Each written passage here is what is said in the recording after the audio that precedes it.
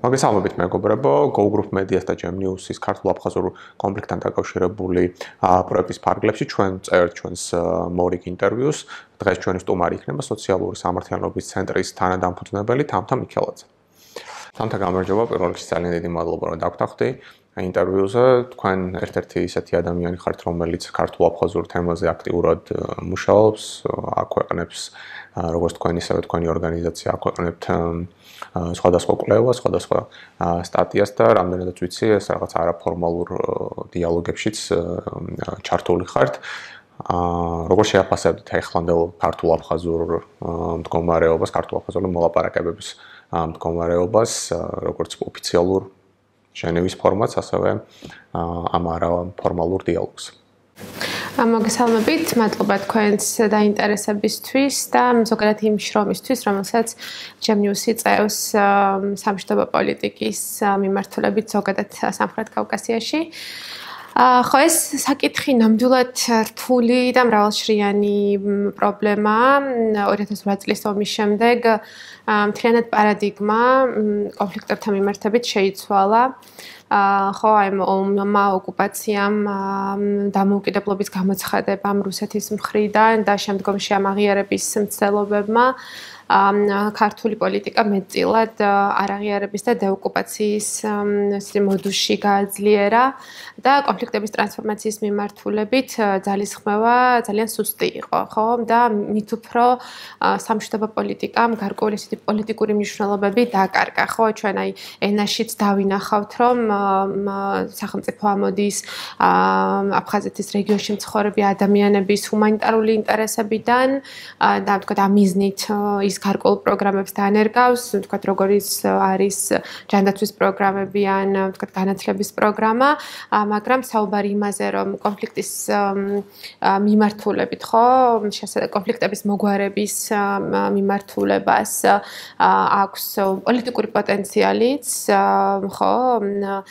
ის გაუცხოება, რომელიც ამ საზოგადოებებს შორის არსებობს, დაძლიოს და ახალი, თქვა, ალტერნატივები შევთავაზოთ, ხო, იგივე თქვა ამ ადგილობრივ საზოგადოებებს თუ ელიტას, თქვა ეს ნაწილი მთლიანად დაიკარგა.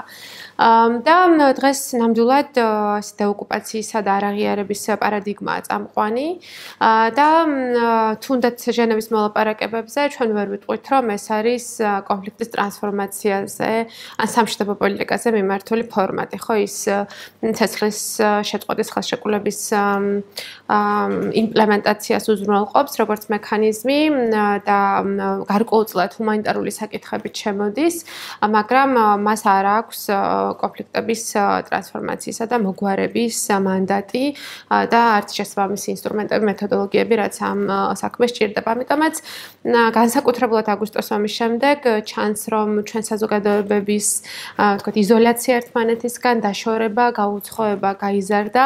ეს მათ შორის ახალგაზრდა ჯგუფებში ძალიან ჩანს, როცა მათ კონფლიქტებისა და მასთან დაკავშირებული ტრამვის შესახებ, ხო, რაღაც ეს გამოცდილებაც კი ძალიან დაბალი აქვთ და მთელი ამ ისტორიის დანახვა, კონფლიქტების ისტორიის დანახვა მეტწილად აი რუსეთის პერსპექტივიდან და საგარეოპოლიტიკური პერსპექტივიდან ხდება. ამიტომაც ვფიქრობ, რომ განსაკუთრებულად მნიშვნელოვანია კონფლიქტებზე მრავალ განზომილებაში საუბარი და ჩვენ ხშირად სწორედ ამას ვამბობთ, რომ ამ კონფლიქტებს აქვს როგორც საგარეოპოლიტიკური განზომილება, რაც თქვა საქართველოს და რუსეთის თქვა ომს ან რუსეთიდან მომდინარე აგრესიას უკავშირდება, ასევე გლობალური განზომილება, რაც რუსეთსა და დასავლეთს შორის კონფლიქტ და დაძაბულობაში ჩანს, თუმცა ამავდროულად მას აქვს ადგილობრივი ეთნოპოლიტიკური განზომილებაც, ხო, და ისტორიის სხვადასხვა ეტაპზე, ხო, ამ კონფლიქტის გაუცხოებისა და დაძაბულობის სხვადასხვა ეტაპზე, რომელიმე განზომილება იყო უფრო აქტუალური და მნიშვნელოვანი, თუმცა ბუნებრივია, რომ მთლიანად პოლიტიკა მიმართულებით ყველა შრეზე ხო, ჩარევას უნდა გულისხმობდეს როგორც ანექსიის შემცირების და თქვა ოკუპაციის საკითხებს, ასევე საქართველოს ევროპეიზაციის მიმართულებით ხო რაღაცა გააქტიურებას და პროგრესს და ამავდროულად ბუნებრივია რომ ეს უნდა იყოს კონფლიქტის ტრანსფორმაციაზე მიმართული სამუშაო, რომელიც დაგვანახებდა საერთო ინტერესებს, საერთო დღის წესრიგებს და ამის გარშემო ხო გარკვეული შესაძლებლობების და რესურსების შექმნას. თუმცა ეხლა ჩვენ არ შეიძლება ვაღიაროთ რომ უკრაინაში ომმა ახალი შესაძლებლობებიც და ტრამვებიც გააჩინა. არ მხოლოდ უკრაინის ომმა, არამედ მათ შორის ყარაბაღის მეორე ომმა და მთელმა სამხედრო ესკალაციამ, რომელიც ჩვენს რეგიონში ვიხილეთ და პრინციპში უკრაინის ომის შემდეგ საინტერესო პროცესები ჩანს აფხაზეთში. ერთის მხრივ ძალიან აშკარა რომ ბუნდოვანი გახდა მომავალი, თუ არსებობდა რაღაცა მყარი სტატუს quo აფხაზებისთვის თუ რა გარანტიები ჰქონდათ მათ ან რა ტიპის დათმობებზე შეიძლება მიდიოდნენ რუსეთთან და რუსეთთან დაკავშირებული ურთიერთობებს რაღაცა ტიპის სიცხადე გააჩნდათ. ახლა ჩანს რომ მათი მომავალი ბუნდოვანია, იმიტომ რომ ბუნდოვანია უკრაინის ომი როგორ დასრულდება და ეს რა გავლენას მოახდენს რუსეთზე და როგორ შეცვლის საბოლოოდ ომის შედეგები მის ყოფნას და გავლენებს სამხრეთ კავკასიაში. ამავდროულად მათთვის ძალიან აშკარად გახდა, რომ უკრაინის ომის შემდეგ რუსეთი აძლიერებს ანექსიურ პოლიტიკას აფხაზეთში, ხო, იმიტომ რომ ამ ეკონომიკურმა სანქციებმა და გლობალური ბაზრებიდან ხო რუსეთის განდევნამ გამოიწვია რუსეთის ოლიგარქიული სისტემის, ეკონომიკური სისტემის დაინტერესება უკვე პერიფერიული ბაზრებით და ჩვენ ხედავთ ბოლო წელია როგორ აქტიურად იწყებს რუსეთი სტრატეგიული მნიშვნელობის რესურსებისა და ობიექტების ათვისებას, ხო, აფხაზეთში, რასაც ადგილობრივი საზოგადოება და თქვათ იგივე პოლიტიკური ელიტის მნიშვნელოვანი ნაწილი წინააღმდეგობას უწევს. მაგას უკავშირდებოდა ჩემი შემდეგი კითხვაც. პრინციპში, რასაც ხა მედიას რო შევხედოთ, აშკარად ჩანს სოციალურ ქსელებში განსაკუთრებით აშკარად ჩანს მზარდი ანტირუსული სენტიმენტები, რაც უკავშირდება იმ პოლიტიკას, რომელიც რუსეთი აფხაზეთში აწარმოებს, თუნდაც ორმაგ მოქალაქეობის თემა, არის პრივატიზაციის თემა, მიწის ყიდვის თემა, რასაც აფხაზური საზოგადოება უპირისპირდება რუსეთს, ასე ვთქვათ, რადგან რუსეთს უნდა აი ამ კანონების მიღება და ჯერჯერობით აი ხლა აპარტამენტების თემა არის ასევე ძალიან მნიშვნელოვანი, რასაც აფხაზური საზოგადოება ეწინააღმდეგება და ეს რა თქმა უნდა ანტირუსული სენტიმენტები, როგორც ხშირად ცდარად გონიათ საქართველოში, პირდაპირ პროქართულ სენტიმენტებად არ ითარგმნება.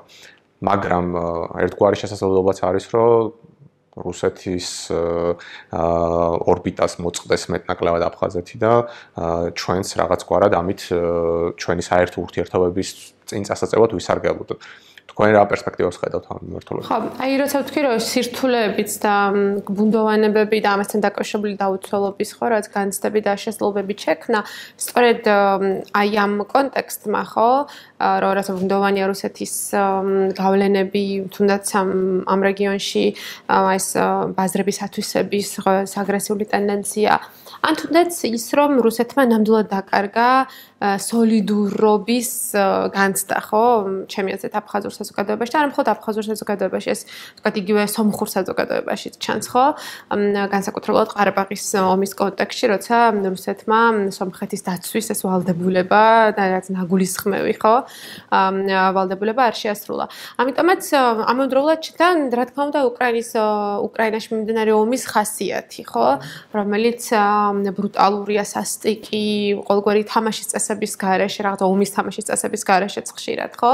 ან ის თუ როგორ ინსტრუმენტალიზებას უკეთებს და რა მაღალი რისკების წინაშე დააყენა იგივე ლუჰანსკის და დონეცკის რეგიონები, ხო? რასაც ხედავს აფხაზური ხო, რასაც რა თქმა უნდა აფხაზური მხარე ხედავს. ხო, რა თქმა უნდა აფხაზური საზოგადოება მას ხედავს და ვთქვათ რაღაცა ტიპის ნდობისა და ეს გარანტირებულობის განცდა მცირდება ამ ფონზე და რა თქმა უნდა ეს აჩენს შესაძლებლობებს საქართველოსთვის, რომ მან ერთის მხრივ შეუქმნას გარკვეული უსაფრთხოების გარანტიები დამატებითი აფხაზებს და ის რომ საქართველოს ევროპეიზაციის ეს აქტიური პროცესი, სწორედ ის ისტორიული შესაძლებლობა, რომელიც საქართველოს გაუჩნდა ამ მიმართულებით და რაც გაფართოების ახალ ტალღაში ეს აქტიურად შეიძლება მოუყვეთ ევროპეიზაციის ეს პროცესი გამოიყენოს უსაფრთხოებისა და კონფლიქტების ტრანსფორმაციის მიმართულებით და დაანახოს აფხაზურ საზოგადოებას ევროკავშირში გაწევრიანების, თქვათ, მომავალი, რას იკეთებს და უსაფრთხოების რა გარანტიებს მოუტანს მათ და ამავდროულად რა შესაძლებლობები არსებობს, ხო, რაღაც უფრო საერთო ინტერესების და ახალი ალტერნატივების და შესაძლებლობების შეთავაზებისთვის. რამდენიმე კითხვა პრინციპში თქვენი ცენტრის საქმიანობასთან დაკავშირებითაც მაქვს, რადგანაც თქვენ საკმაოდ აქტიურად ხართ ჩართული ამ დიალოგში არაფორმალურ და ასევე აქვეყნებთ სხვადასხვა მასალას ამ თემასთან დაკავშირებით. ზოგადად თქვენ ერთ-ერთი თანამფუძნებელი თქვენი სამართლიანობის სოციალური სამართლიანობის ცენტრი როგორ უყურებს სამშვიდობო პოლიტიკას განსაკუთრებით ჩვენს კონფლიქტებთან მიმართებაში?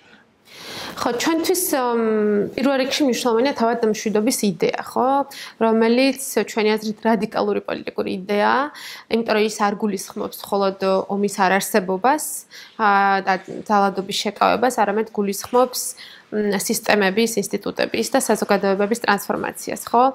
ჩვენი მთავარი წარმოდგენა დგას იმაზე, რომ სისტემაში, საზოგადოებაში, რეალობაში არსებული სტრუქტურული უსამართლობები და უთანასწორობები, პოლიტიკური, ეკონომიკური, კულტურული, ხო, მასზე დაფუძნებული იერარქიები, ასიმეტრიები, დემოკრატიული, თქვათ, პრაქტიკების ნაკლებობა იწვევს კონფლიქტებსა და გაუცხოებას, ხო?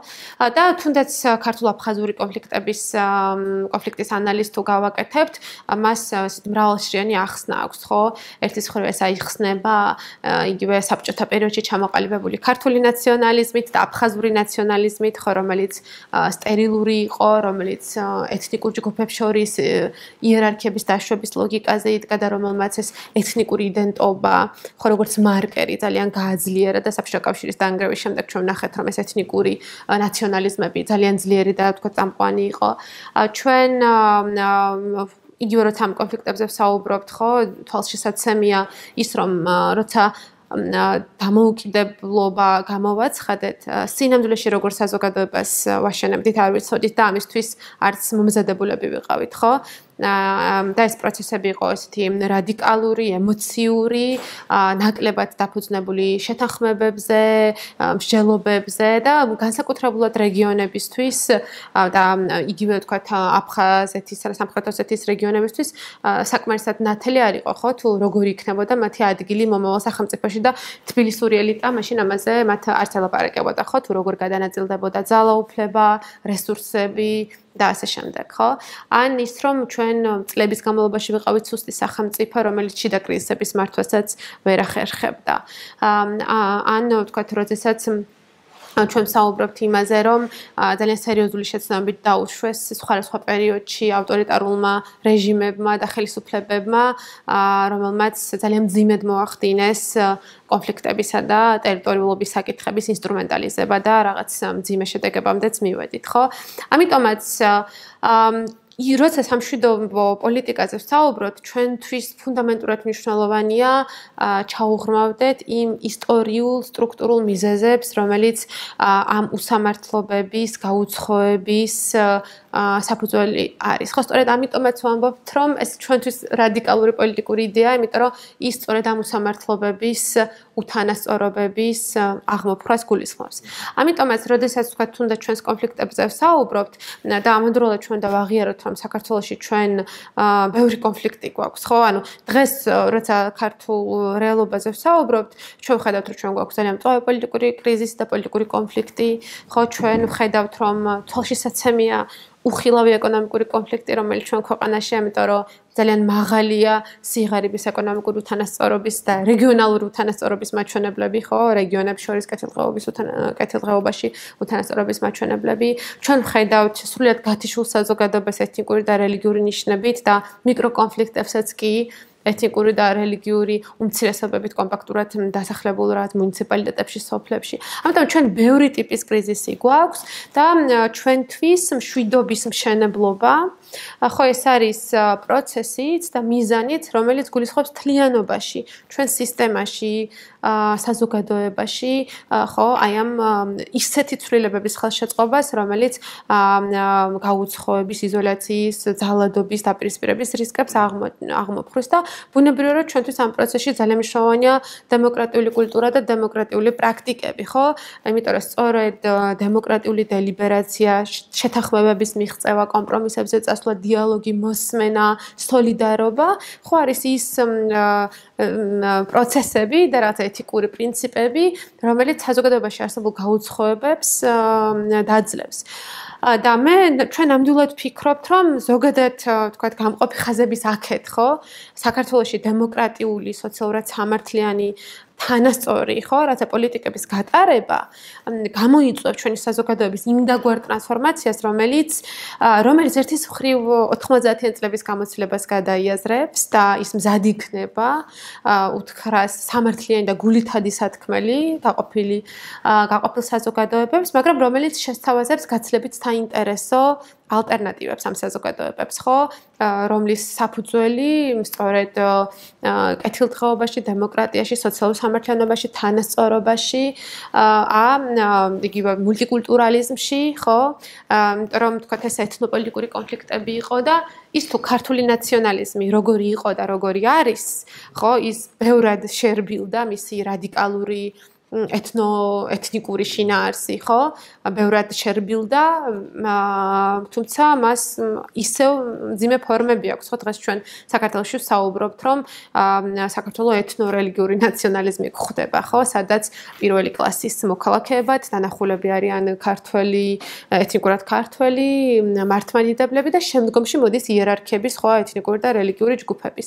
და სანამ ჩვენ არ ვიფიქრებთ იმაზე, თუ ეს ჩვენ ვინ არის, ვინც ვაშენებთ ამ ქვეყანას და ამ ერთობას არ დავაშენებთ რაღაცა ტიპის ჰიბრიდულ, მულტიკულტურულ წარმოდგენაზე, ბუნებრივია, რომ თუნდაც აფხაზური და უსური საზოგადოებისთვის, ხო, ჩვენი ველი და ჩვენი სისტემა მიმზიდველი არ იქნება, ხო, იმიტომ რომ თუ ის სტერილურ ეთნორელიგიურ პრინციპებზე იდგება, სადაც სხვადასხვა ეთნიკურ და რელიგიურ უმცირესობებს პრობლემები აქვთ, ჩვენ ვართ ქვეყანა, რომელიც ბათუმში ქართულ მუსლიმებს მეჩეთს არ უშენებს, ხო, სადაც ეთნიკურ უმცირესობებს მათი სერვისის მიწოდების პროცესში უმცირესობების ენის გამოყენების შესაძლებლობას არ ვაძლევთ, სადაც ორჯერ მეტი ჩამორჩენა ეთნიკური უმცირესობების განათლებაში, სადაც პოლიტიკური რეპრეზენტაცია, თქვათ იგივე ეთნიკური უმცირესობების მკვეთრად დაბალია ადგილობრივ მუნიციპალიტეტებშიც კი, როცა ჩვენ ასეთი გამოწვევები გვაქვს, აღარ ვისაუბრებ, ხო, აი ამ სიღარიბეზე, მზარდ და გაჭიანურებულ სიღარიბეზე.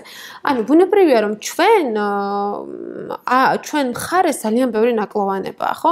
ამიტომაც ჩვენთვის მშვიდობის იდეა მთლიანად ჩვენ საზოგადოებაში ძირეულ ტრანსფორმაციებს, ახალი პოლიტიკური კულტურის მშენებლობას გულისხმობს, რომელიც მოამზადებს ნიადაგს უკვე აფხაზურ და უსურ საზოგადოებებთან დიალოგისთვის და ნუ რა თქმა უნდა ჩვენთვის უშუალოდ ამ კონფლიქტებთან კავშირში ძალიან მნიშვნელოვანი საკითხი არის ის, რომ თუ ჩვენ აი ამ კონფლიქტებს გეოპოლიტიკური პერსპექტივით შევხედავთ და ეთნოპოლიტიკური პერსპექტივით, ბოლო წლებია, განსაკუთრებულად 2008 წლის ომის შემდეგ დომინირებს მხოლოდ საგარეო პოლიტიკური დანახვა და ჩვენ სულ უფრო ნაკლები რესურსები, სენსიტიურობა და რაღაცა ტიპის ინსტრუმენტები გვაქვს ამ კონფლიქტის ეთნოპოლიტიკურ ხო შინაარს როგორ უპასუხოთ და როგორ ავაშენოთ ნდობა, დიალოგი, საერთო ინტერესებზე დაფუძნებული დღის წესრიგები გაყოფილ საზოგადოებებთან. ამიტომაც ჩვენთვის ხო აი ამ საერთო ინტერესებზე და დღის წესრიგებზე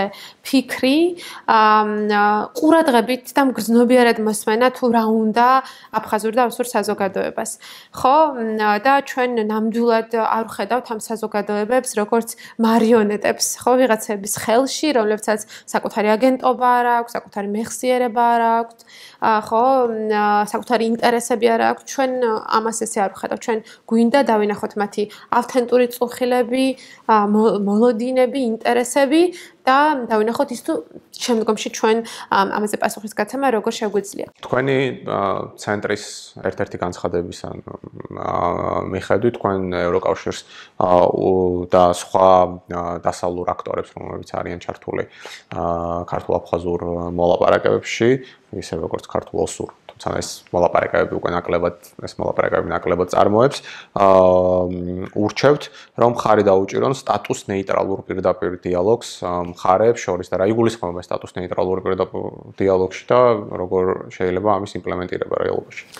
ხო, კონფლიქტების ტრანსფორმაციის მიმართულებით დღეს ერთ-ერთი მთავარი პრობლემა სწორედ ის არის, რომ ერთის მხრივ კონფლიქტების ტრანსფორმაციის პოლიტიკური ღირებულება არ არის დანახული მთავრობისა და პოლიტიკური პარტიების მიერ.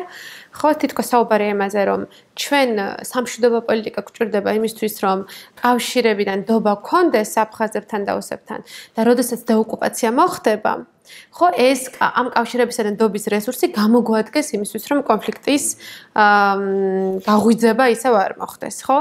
და ისინი არ ხედავენ, რომ თავად კონფლიქტის ტრანსფორმაციას, ანუ საერთო ინტერესებზე დაფუძნებულ დღის წესრიგს და დიალოგზე დაფუძნებულ ამ პროცესებს შეუძლია მნიშვნელოვანი პოლიტიკური წვლილის შეტანა საბოლოოდ კონფლიქტების მოგვარებაშიც, ხო?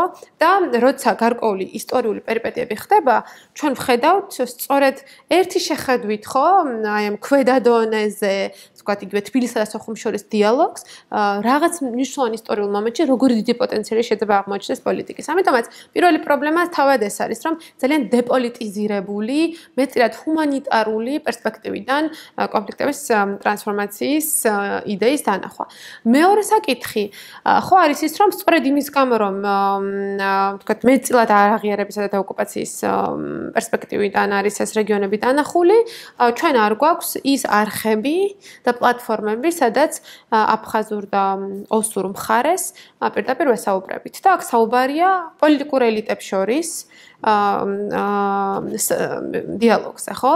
სადაც მნიშვნელოვანი საკითხები, რაც უკავშირდება უფლებერიულ საკითხებს, ჰუმანიტარულ საკითხებს, სოციალურ საკითხებს და ასე შემდეგ, რაც არ უკავშირდება ტერიტორიებისა და სტატუსების საკითხებს, სწორედ სტატუს ნეიტრალური ამ გაგებით, ხო, რომელიც ახერხებენ რაღაცა შეთანხმებების მიღწევას და ეს ქმნის გარკვეულ ნდობასაც. აი, როცა ჩვენ ვამბობთ, რომ თქვა ჩვენი რეგიონი მოწყვლადია უსაფრთხოების კუთხით, ხო, და მუდმივად არსებობს ესკალაციის შიშები. მაგალითად, აფხაზურ არაფორმალურ დიალოგში, როცა აფხაზებს ხვდებით, ისიც რას ხედავ, რომ ერთის მხრივ ისინი თბილისში მიმდინარე მოვლენებს ძალიან ყურადღებით ადევნებენ თვალს და ჩვენზე მალეც იგებენ აქ რა ხდება. მაგრამ ჰიპერტროფირება ხდება გარკვეული აღქმების. მცირე განცხადება, მაგალითად, მარტის აქციების დროს, სოხუმის დაძახება აქციაზე. მათთვის არის შიშის საფუძველი, რომ შეიძლება ვიღაც შევარდეს და ისევ რაღაც მათ უსაფრთხოებას საფრთხეს შეექმნას, ხო? და ჩვენ უნდა ვიყოთ ყურადღებით აი ამ შიშების მიმართ, ხო? და აი ამ შიშებს ის რომ ჩვენი საზოგადოების ინსტრუმენტალიზება შეიძლება ძალიან ადვილად მოხდეს, სწორედ იმის გამო რომ საკითხებზე არ მსჯელობთ და მხარეებს შორის დიალოგი არ არის, რომელიც გარკვეულ მოლოდინებს, ნდობებს და კავშირებს აჩენს, ხო? რა თქმა უნდა, ეს ჩვენს ისედაც მოწყვლად უსაფრთხოების რეალობაზე ძალიან მძიმე გავლენას ახდენს. ამიტომაც ერთის მხრივ, ხო, მნიშვნელობა კონფლიქტების ტრანსფორმაციის ნაკლებად არის დანახული. საერთოდ თბილისი ფიქრობს, რომ აფხაზურ მხარესთან დიალოგს არავითარი პერსპექტივა არ ექნება, ხო, ისევ აი ამ მარიონეტულად მათი დანახვის, ხო, მიზეზით და მეორეს მხრივ ის ჩვენ აღარ გვაქვს რაიმენაირი არხები დიალოგის, რომელიც სწორედ აი მოლოდინებს და ნდობას გააჩენდა. და ბუნებრივია, რომ სამოქალაქო საზოგადოების არაფორმალურ დიალოგის ფორმატებს ამის ჩანაცვლება არ შეუძლია. ეს ფორმატები მნიშვნელოვანია, მაგრამ ეს ფორმატები ლიმიტირებულია. აფხაზურ საზოგადოებაზე სულ უფრო მეტად იზრდება წნეხი ამგვარ დიალოგში მონაწილეობის და ვერანაირად ვერ განიხილება ის როგორც რაღაცა ტიპის ალტერნატივა, რომელიც ამას ჩაანაცვლებს. ამიტომაც ეს ერთ-ერთი მნიშვნელოვანი მოწოდებაა ჩვენთვის, რომ უბრალოდ არსებობდეს სივრცე, ხო, სადაც პოლიტიკური აქტორები ადამიანებისთვის მნიშვნელოვან საკითხებზე მსჯელობას და გარკვეულ შეთანხმებებს ახერხებდეს. თვითონ აი ორივე საზოგადოება რო ავიღოთ და ასევე ის პოლიტიკური კლასი, რომელიც აფხაზეთში არის, რომელიც ახლა ჩვენთან არის აი ეს თემები, რომლებიც ახლა ჩვენ წამოვწიეთ, რომ აი მის საჭიროება დგას, რამდენად არის ამის პოლიტიკური მზაობა, ან ერთ მხარეს, ან მეორე მხარეს, თქვენ ახლა მეთქეთ არა ფორმალურ საუბრებში, დიალოგში ხართ ჩართული და აფხაზეთში ახლა მაგალითად პოლიტიკაში ისეთი პირები გამოჩნდნენ, რომლებიც ძალიან ეწინააღმდეგებიან ქართულ მხარესთან ასეთი დიალოგის წარმართვასაც კი. ჩვენთან მეტნაკლებად ეს თემა, ასე ვთქვათ, მიჩუმათებული არის და ძალიან იშვიათად რომ ყოველდღიური განხილვის თემა გახდეს რაიმე ტრანსფორმაცია, კონფლიქტის მოლაპარაკებები და ასე შემდეგ, მხოლოდ რაღაც დღესასწაულებზე თუ ახსენდებათ ხოლმე ქართულ პოლიტიკოსებს და თქვენ რამდენად ხედავთ ამის მზაობას? სამწუხაროდ აგვისტოს ომის შემდეგ დიალოგის შესაძლებლობები თითქმის არ არის და გაყინულია ეს პროცესი თბილისსა და სოხუმს შორის და ისეთ საკითხებზეც კი რომელიც ნაკლებად პოლიტიკურია, მაგრამ რომელიც შეიძლება ადგილობრივი საზოგადოებებისთვის ძალიან მნიშვნელოვანი იყოს, ხო რაღაც საგნობრივი დისკუსიაც თბილისსა და სოხუმს შორის არ არის, რაც რა თქმა უნდა ძალიან მძიმეა, იმიტომ რომ მან შეიძლება მცირე საკითხების, სოციალური უფლებრივი საკითხების მოწესრიგებაც კი გაართულოს და ეს პირდაპირ აისახება ადგილობრივი მოსახლეობის უფლებრივ მდგომარეობაზე, კეთილდღეობაზე თუ განვითარების შესაძლებლობებზე. ჩვენ ახლაც ვერ ხედავთ ამ რესურსს თბილისის და ჩვენი ხელისუფლების შემთხვევაში შეგვიძლია ვთქვათ, რომ მიუხედავად იმისა, რომ უკრაინის ომის შემდეგ ძალიან მნიშვნელოვანი ცვლილებები ვხედავთ საგარეო პოლიტიკური მიმართულებით, ხო? ერთის მხრივ ეს არის მკვეთრი შემოbrunება და დაზიანება ევროპეიზაციის პროცესის, ხო? ძალიან თავხედური განცხადებები ევროკავშირთან დაკავშირებით, ევროკავშირის ინსტიტუტთან, წარმომადგენლებთან დაკავშირებით, ან დასუსტება დიპლომატიური მუშაობის ევროკავშირთან თუ თუნდაც ევროკავშირის 12 რეკომენდაციის შესრულების პროცესში დაფიქსირებული აშკარა ხო რაღაცა ჩამორჩენა და სისუსტეები, მაშინ როდესაც მართლა ისტორიული შესაძლებლობები იხსნება, არ მხოლოდ ჩვენთვის, არამედ სინამდვილეში ვთქვათ იგივე კონფლიქტის რეგიონებში მცხოვრები ადამიანებისთვის და ეხლა ძალიან ბევრ რამეს უნდა აკეთებდეს თბილისი, ხო? აი ამ ახალი შესაძლებლობებისა და პროცესების საკუთარი ინტერესების სასარგებლოდ გამოსაყენებლად. ხო, და როცა ჩვენ ვხედავთ თუნდაც რუსეთის მიმართ დათბობის ნიშნებს, ხო, როცა მტრად ვეღარ მოიხსენიებენ პოლიტიკურ ენაში, როცა იგივე ფრენები გაიხსნა, ხო, რაღაც გაზრდილია სავაჭრო ურთიერთობები რუსეთთან, უკონტროლო მიგრაციას ვხედავთ რუსეთთან და ეს რუსეთის მოქალაქეების და ეს მუდმივად რაღაცა ტიპის მიკრო სოციალურ კონფლიქტებსა და შფოთს წარმოშობს ამ საზოგადოებაში და ყოველგვარი დაბალანსების გარეშე, ხო, მოსახლეობის უკმაყოფილებას, ყოველგვარი რაღაცა პოლიტკორექტულობის გარეშე პასუხობს ქართული ოცნება და ახალგაზრდებს, ხო, რომელიც რაღაც ესეთი ანტირუსული განწყობებით გამოირჩევიან და ეს მასობრივად ასეა, ხო, ჩვენ საზოგადოებაში მათ ქაჯებს და რაღაც მარგინალებად და რადიკალებად მოიხსენიებს. ხო, მიუხედავად იმისა, რომ ასე ვთქვათ, თავხე გაბედული და თავხედია, როცა ევროპეიზაციაზე საუბრობს, ან რუსეთის ჭარბ გავლენებზე, ხო, საუბრობს და რაღაცა დათბობის თუ დათმობის აშკარა ტენდენციები ჩანს, ჩვენ ვხედავთ, რომ ის კონფლიქტების მიმართულებით არაფერს არ ცვლის, ხო?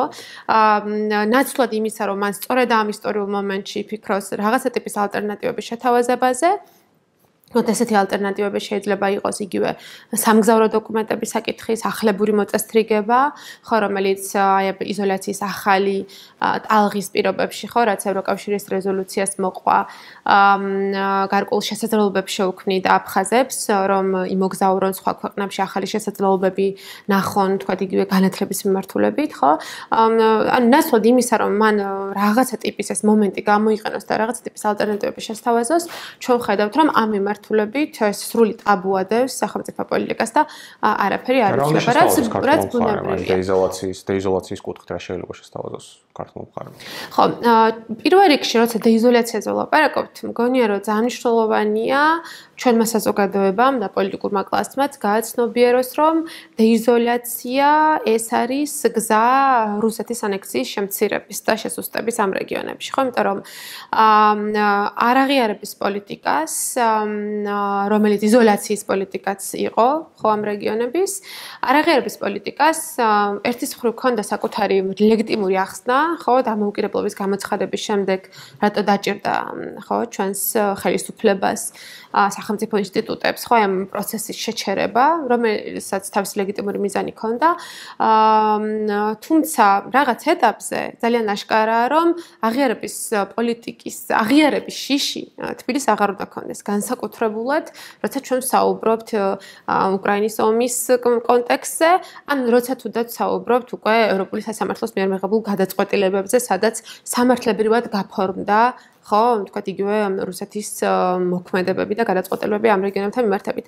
და ჩვენ ინერციით აი ამ პოლიტიკას ვაგრძელებთ, მაგრამ არ ვფიქრობთ იმაზე, რომ სწორედ სრულმა იზოლაციამ ამ რეგიონების მათი დამოუკიდებლობის ხარისხი, ეკონომიკური, პოლიტიკური, სამხედრო, ფინანსური, სამართლებრივი, კულტურული გაზარდა რუსეთზე და ეს მუშაობს ყოველს წინააღმდეგ. ეს მუშაობს აფხაზების წინააღმდეგაც და ეს მუშაობს ქართული საზოგადოებისა და ჩვენი სახელმწიფოს წინააღმდეგაც. ამიტომაც, როცა ვსაუბრობთ დეიზოლაციაზე, რა თქმა უნდა, ჩემთვის დეიზოლაციას პირველ რიგში ეს ემანსიპატორული და ჰუმანური შინაარსი აქვს, ხო?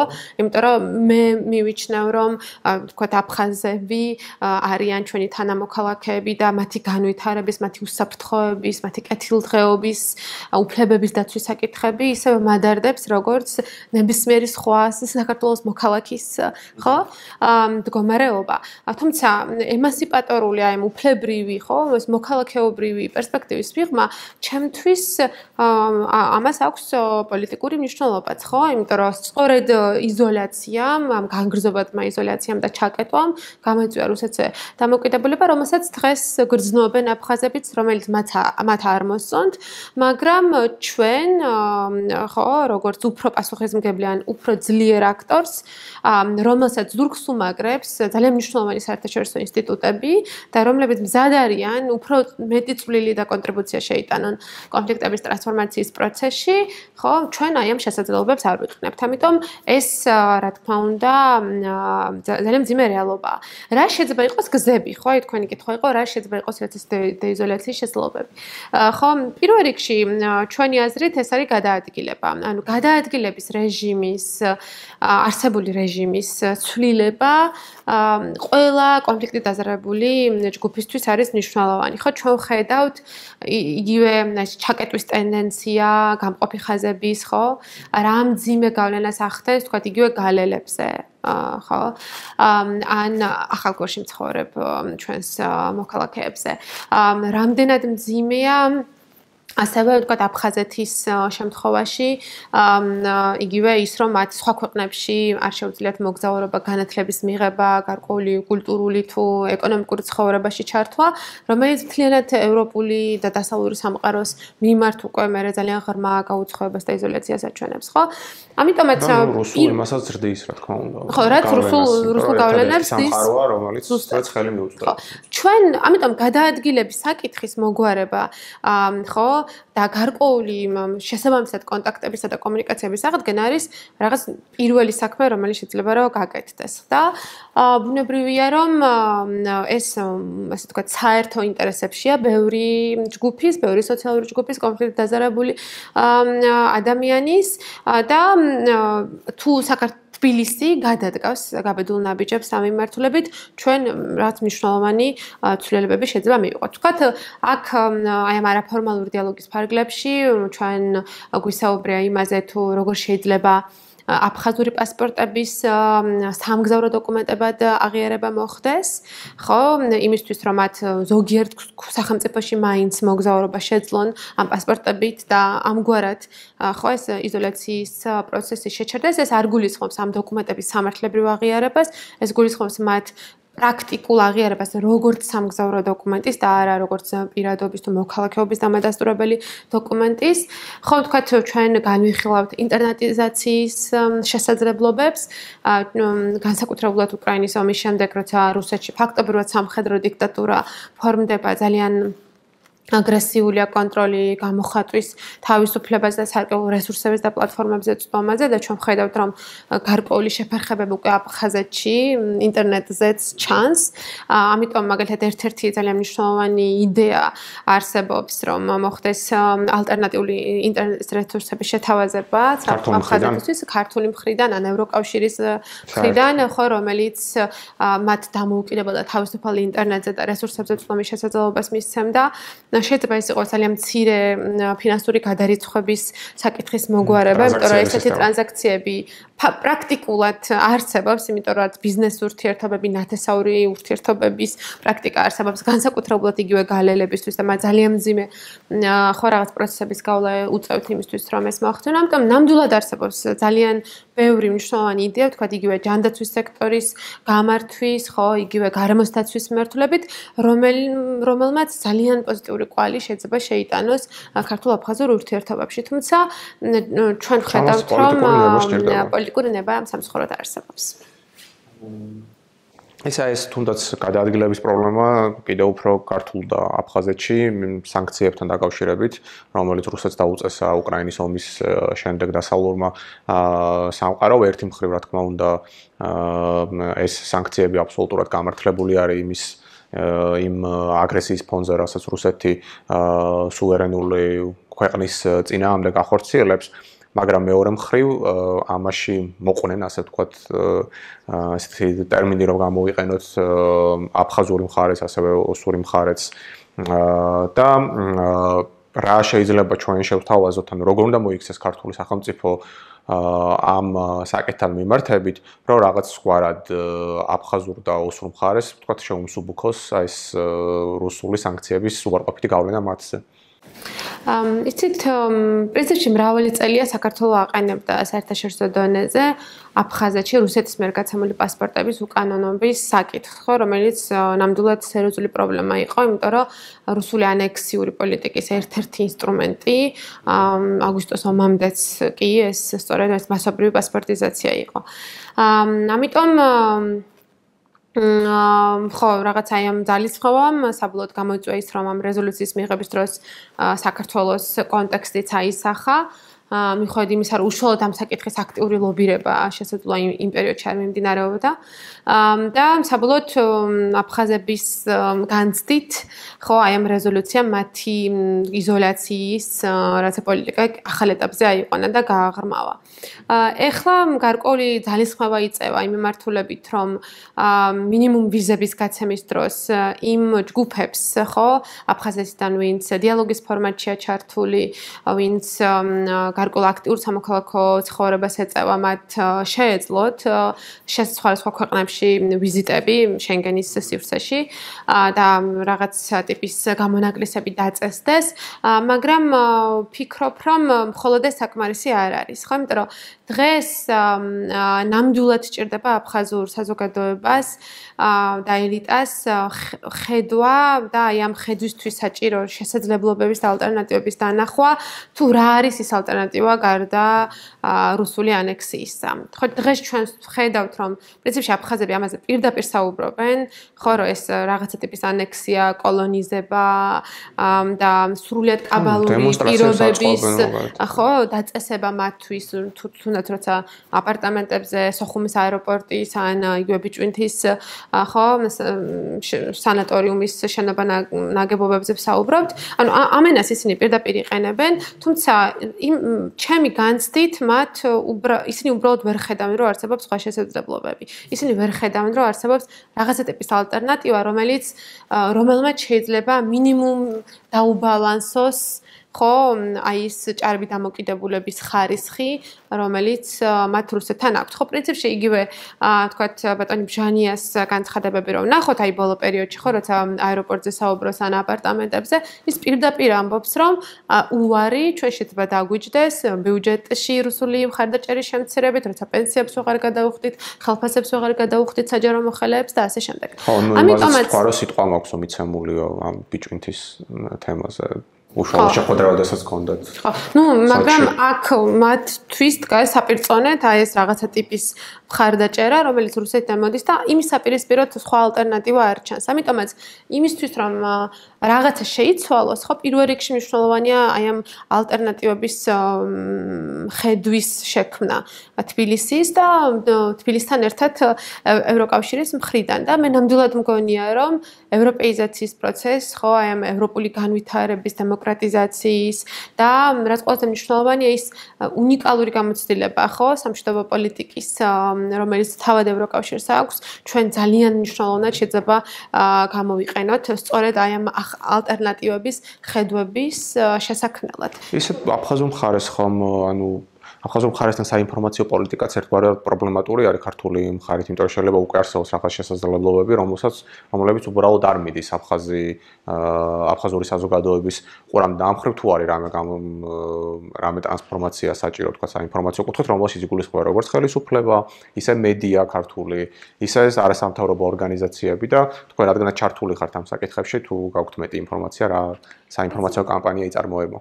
მე ვფიქრობ, რომ პრობლემა საინფორმაციო არხებში არ არის. დღეს პრობლემა არის ის, რომ ჩვენ რეალური არაფერი გვაქვს სათქმელი აფხაზური საზოგადოების. აქ პირველ რიგში პოლიტიკურ კლასს გულისხმობ, ხო? იმიტომ რომ ხელისუფლება იმეორებს ესე ტრადიციულ მანტრებს, ხო, რომელიც კონფლიქტების ტრანსფორმაციას არ ხმარდება და არ მიესადაგება. ამავდროულად ხანდახან რაღაცა ტიპის ეს პრობლემურ განცხადებებს დავინახავთ ხოლმე ამავდროულად, ხო? რაღაც არსაიდან მოტანილ იდეებს, ხო, რომ რაღაც ეს ეკონომიკური პროექტების შესახებ და ნუ ოპოზიცია, რომლის პროგრამებში ჩვენ თითქმის ვერ ვიხილეთ მათი ხედვები, როგორია კონფლიქტის რეგიონებთან დაკავშირებით და რა არის ის ცვლილების თეორია ან სტრატეგია, რომელიც მათ შეიძლება ქონდეთ. უფრო მეტიც ხანდახან აი ეს უკრაინის ომის ტრამვისა და ეიფორიის ფონზე რაღაც ფრთიან გამონათქვამებს დავინახავთ ხოლმე, ხო, რომ აი დავიბრუნებთ და ჩვენ ერთად შევძლებთ და სოხუმში მიხეილ სააკაშვილი ააშენებს დიდ აეროპორტს და ის იქნება მთავარი არქიტექტორი და ასე შემდეგ, რაც გაუგებრობას იწვევს საერთოდ, ხო, როგორ ააშენებს მიხეილ სააკაშვილი სოხუმის აეროპორტს, ხო? ამიტომაც მე მგონია, რომ მთავარი პრობლემა ის არის, რომ ჩვენ პოლიტიკურ კლასს არ აქვს სათქმელი, არაფერი, ისინი რეალურად არ მუშაობენ ალტერნატივებზე და გზებზე, როგორ შეიძლება გამოინახოს საერთო ინტერესები და ამ საერთო ინტერესების გადაჭრის დღის წესრიგები და სტრატეგიები და ეს არის სინამდვილეში მთავარი პრობლემა. ძალიან ხშირად ქართული მხარე ამას ხსნის იმით, რომ პრობლემა თავად აფხაზურ ელიტაშია, ხო, რომ ისინი ხშირად ინფანტილურად იქცევიან მოლაპარაკებების დროს, კომპრომისებზე წასვლა არ უნდათ, ან ის რომ ისინი საერთოდ მარიონეტები არიან და მხოლოდ იმას საუბრობენ, რაც რუსეთს უნდა. თუმცა ჩვენ ვხედავთ, რომ აფხაზური საზოგადოება, გარკვეულწილად პოლიტიკური და სამოქალაქო ელიტაც წლებია ახერხებს ძალიან მნიშვნელოვან ბრძოლას საკუთარი ინტერესების დასაცავად და რუსული ანექსიის შესაჩერებლად. დღეს აფხაზური საზოგადოება რუსული ანექსიის შეჩერებას ცდილობს სრულიად მარტო. ხო? იმიტომ რომ მაგალითად მათ ამდენი წელია ისინი ახერხებენ რომ შეაკავონ ეს კანონი უცხო ქვეყნის აგენტის შესახებ, რომელიც აფხაზურ სამოქალაქო საზოგადოებისთვის დამანგრეველი იქნება, ხო, მაშინ როდესაც ჩვენ ხედავთ რომ ის ნამდვილად ძალიან საინტერესო დემოკრატიული აქტიურია, ისინი იბრძვიან აპარტამენტების წინააღმდეგ, რესურსების გასხვისების წინააღმდეგ და ძალიან საინტერესო თვითორგანიზებას აჩვენებენ, ხო? და ჩვენ ხედავთ რომ ისინი სრულიად მარტოები არიან დარჩენილი. სექტორის პრივატიზაციის წინააღმდეგ. თუნდაც, ხო? ამიტომაც ჩვენ პრობლემა იმაში კი არ გვაქვს რომ რაღაც ტელევიზია არ გვაქვს, ვთქვათ, რუსულ ენაზე რომ აფხაზებს და ოსებს რამე გავაგონოთ, არამედ ჩვენ პრობლემა გვაქვს სტრატეგიული ხედვის, ამოცანების განსაზღვრის და რაღაცა ტიპის დისკურსების, ხო? იმიტომ რომ თუნდაც ჩვენ ახალი ენა გვჭირდება, როცა სამშვიდობო პოლიტიკას და კონფლიქტების ტრანსფორმაციაზე ვსაუბრობთ. ჩვენ დეოკუპაციაზე უნდა ვიმუშაოთ აქტიურად, ჩვენ ახალი უსაფრთხოების სისტემაში ეფექტურ ინტეგრაციაზე უნდა ვისაუბროთ და ვიმუშაოთ, მაგრამ ჩვენ გვჭირდება სხვა ენა აფხაზურ და სურ საზოგადოებებთან, საერთო ინტერესების და დღის წესრიგების გამოძებნა და ეს აქტიური კომუნიკაციის გარეშე შეუძლებელია თუნდაც ჩვენი სამშვიდობო პოლიტიკის დოკუმენტები, ხო? ჩვენ გვაქვს 2010 წელს მიღებული, ხო, რაცა ჩართულობის სტრატეგია, რომელიც ამდენი ხანი არ გადახედილა, არ მომხდარა მაშინ მშვენი ცვლილებები, ეხლა იყო დაგეგმილი, მაგრამ უკრაინაში ომის დაწყების შემდეგ ითქვა, რომ ეხლა რთული იქნება ამის მოდიფიკაცია, რაც მესმის აბსოლუტურად. თუმცა ფაქტია, რომ ამდენი ხანი ხო რაღაცა არც პარადიგმა შეცვლილა, არც ხედვები შეცვლილა, თუ არ ჩავთვლით თქვა იგივე ბატონი პატა ზაქარიაშვილის ძალიან მნიშვნელოვან გამოცდილებას, ხო და გარკვეულ პროგრამულ ინიციატივებს, უფრო პროექტულ ინიციატივებს, პროგრამულსაც ალბათ ვერ დავარქმევთ. და ძალიან საინტერესო არის ის, რომ საქართველოსი სამშვიდობო პოლიტიკის დოკუმენტებს თუ ხედვებს წერს ისე, რომ აფხაზურ სამოქალაქო საზოგადოებასაც კი არ ელაპარაკება. ხო შეუძლებელია შემუშავდე კონფლიქტის ტრანსფორმაციაზე და მეორე მხარე არ საუბრებოდე, არ იგებდე მათ წარმოდგენებს, მათ პერსპექტივებს, მათ უკმაყოფილებას, მოლოდინებს და ვთქვათ ესე სთავაზობდე ცალკარში გარკვეულ ინიციატივებს. ამიტომაც მიუხედავად იმისა, ხო, რომ აი ძალიან ხშირად ხდება აი ამ რაღაცა ტიპის საკითხების პოლიტიკური ინსტრუმენტალიზება კონფლიქტებთან, ტერიტორიულ მთლიანობასთან დაკავშირებით, ჩვენ ვხედავთ, რომ ასეთი სუსტი, ბუნდოვანი და პრიორიტეტებისგან დაცლილი, როგორც სამშვიდობო პოლიტიკის არც ერთი მიმართულება არ არის. ისე თქვათ თეორიულად გადაიდგა ის ნაბიჯები, ის კონკრეტული ნაბიჯები, რომელსაც ამ ინტერვიუს განმავლობაში ვისაუბრეთ და რომელზეც ევროკავშირი საქართველოს აფხაზურ მხარესთან ერთად მუშაობს სხვადასხვა არაფორმალურ თუ ფორმალურ პლატფორმაზე. რა იქნება თვითონ რუსეთის რეაქცია, თუნდაც მაგათად გადაადგილდნენ როგორც ჩვენი საუბრისას აღვნიშნეთ აფხაზური პასპორტი, როგორც ქართული იდენტიფიკაციის დოკუმენტი, მაგალითად გადავიდნენ თურქეთში იმოგზაურეს, სომხეთში იმოგზაურეს, საქართველოს გავლით, რაც რა თქმა უნდა რუსულ გავლენებს შეამცირებს და მათ ქართულ სივრცეში, საქართველოს სივრცეში ინტეგრაციას შეუწყობს ხელს და რუსეთის რეაქცია რა იქნება? არ ამგონია, რომ მათთვის ეს რამეგვარად ხელსაყრელი განვითარება იყოს მოვლენების. იცით, ეს რა თქმა უნდა არის რისკი, რომ რაღაცები დაიბლოკოს, ულტიმატუმებზე წავიდეს რუსეთი და ასე შემდეგ.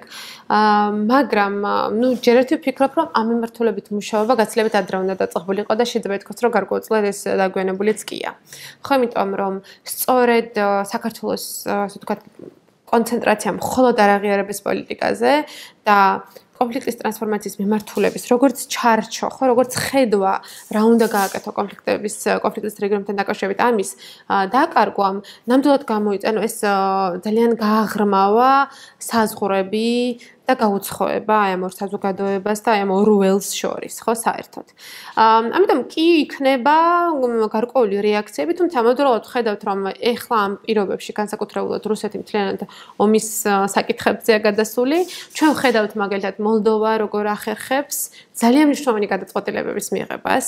მან არა მხოლოდ დააჩქარა და გააძლიერა ევროკავშირთან ინტეგრაცია, ხო, არამედ საგარეო პოლიტიკურ ცვლილებებს, ვექტორებს ცვლის, ხო, ის საერთოდ დსთ-დან გამოსვლაზე საუბრობს ახლა მიიღეს კანონი, რომელიც რუსული, ხო, პარტიების ფუნქციონირებას შეზღუდავს მოლდოვაში და ასე შემდეგ.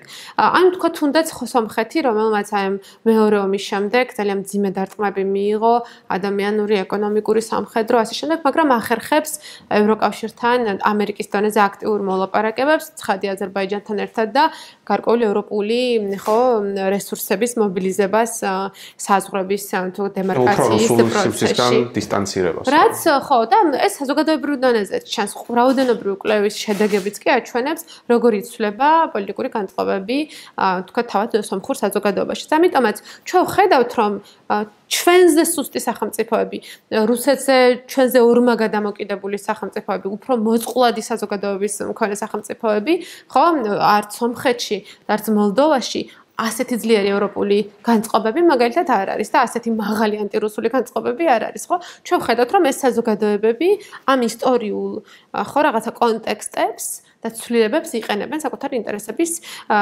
გასატანად და საქართველოს შემთხვევაში ჩვენ ვხედავთ, რომ არათუ გაბედულებას, არამედ რაღაც მცირე ნაბიჯებსაც კი არ აჩვენებს, რომელიც ახალ ტიპის პოტენციალს შექმნის, ხო, რაღაც ტიპის ახალ შესაძლებლობებს შექმნის. ამიტომაც აი ეს მხოლოდ რუსეთის როგორც ტოტალური, დაუმარცხებელი, დაუძლეველი საფრთხედ დანახვა, ხო, რომელიც სრულ პარალიზებას უკეთებს თითქოს თბილისს. მცირე სამუშაოები მაინც დაგეგმოს, ჩემი აზრით გადაჭარბებულია და ზემოთ განხილული მაგალითებიც ამას აჩვენებს. ძალიან დიდი მადლობა ინტერვიუსთვის. დიდი მადლობა თქვენ.